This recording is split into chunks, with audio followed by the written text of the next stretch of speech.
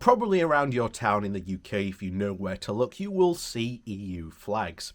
And this goes well beyond our current discussion, what we're about to have. But the EU Development Fund and the many other various funds that we had access to from the EU, many of which UK councils had to rely on during austerity. Otherwise, well, things could have gotten even far worse. And bear in mind, from next year, a lot of those EU funds completely officially run dry. And of course, they are to be, quote, replaced by the New Town Fund, which essentially is being allocated to towns that don't even need the money and are now having to compete for money, which, let's face it, if this town needs money, then why shouldn't it get the money it needs? No, it's being forced to essentially compete with different towns just to get money. This isn't how a government should be helping towns. It should be going, okay, which towns, which areas need the help the most, let's go help them. And as I've said before, I think we like to think of this nationalised view. Well, I'm moving towards another idea that essentially Labour should look at as well, and think about localism.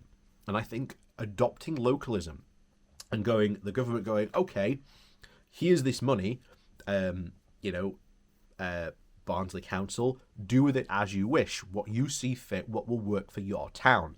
That would be far more effective. But of course, the government daren't do that because, of course, they'd be handing money to Labour councils. And of course, if Labour are seen, shall we say, doing better than the Conservatives, well, questions might be asked at the next, shall we say, general election. So, before we do jump into today's topic, please do remember to hit that like, share and subscribe button. And of course, down below there are links to my Patreon page, as well as a one-off donation link called Buy Me Coffee, where you can, buy me coffee. And as always, thank you very much to all those people who do support the channel that way. So, this comes from the North East Bylines, and the title is Flags for Cash, Another U-Turn from the Government. So, thousands of EU flags are expected to pop up outside public buildings around the UK very soon. This is because the Westminster government is keen to receive the eligible post-funding COVID funding from the European Union. The Independent wrote about this, saying, "The guidance issued to local authorities by the Communities Minister this summer says that the blue and yellow symbol of European unity is required to be displayed around every single piece of signage, permanent sticker, or temporary public realm of adaptation funded under the scheme." So it turns out that the UK government, having recently discouraged local councils from flying the EU flag, has now had another U-turn. They are now telling councils to put back the flags that they as to receive the High Street recovery funding from the EU. You literally just cannot make this up. The European Regional Development Fund, and that's one of the supposed supported huge number of projects across our country and region, is still supporting us. This time, it's with reopening our cities and town centres after COVID. Despite the fact that Brexit has happened, the UK is still eligible for this funding until 2023, under the withdrawal agreement, and there are certain conditions, like to display the EU symbols, but this does seem extremely generous. This shows the absurd hypocrisy of this Conservative government. They have spent years denouncing EU projects and putting the UK out of funding schemes like this, and now they have the gall to trumpet the fund made possible by the exact sort of European cooperation they are turning their backs on, said Christine Jarlin of the MP. And she said, "Instead of worrying about displaying the EU flag, the government should be working hard to support thousands of struggling high streets and business, starting with extending the furlough scheme that is due to taper off next week."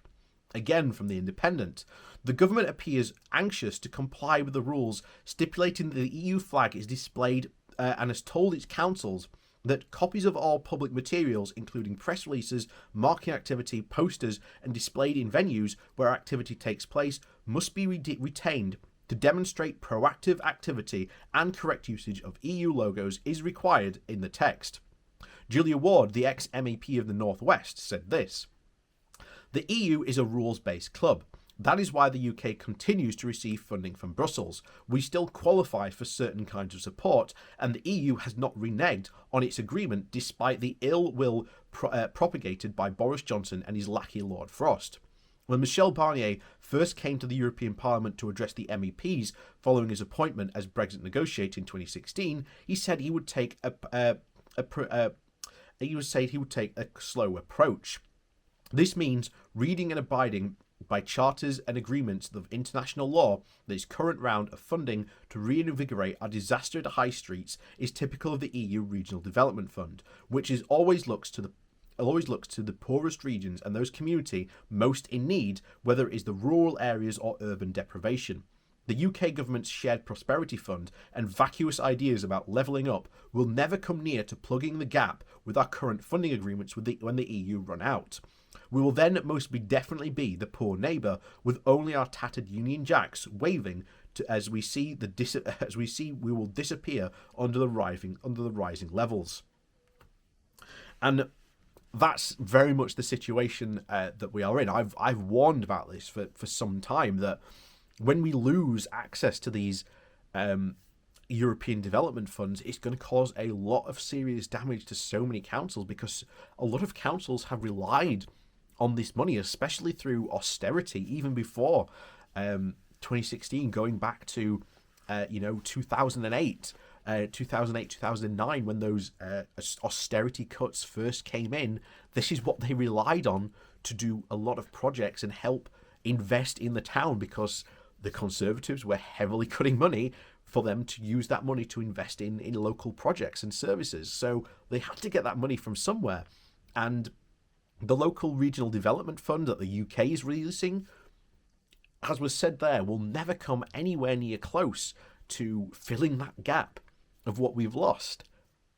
And I think people are going to catch on very, very quickly what we've lost. And it wouldn't be surprised that after 2023, obviously when that funding goes, if we saw another round of, shall we say, government diktats, which also say that now all those have to be removed, because after all, we don't want, shall we say, people being reminded what the EU actually did for us.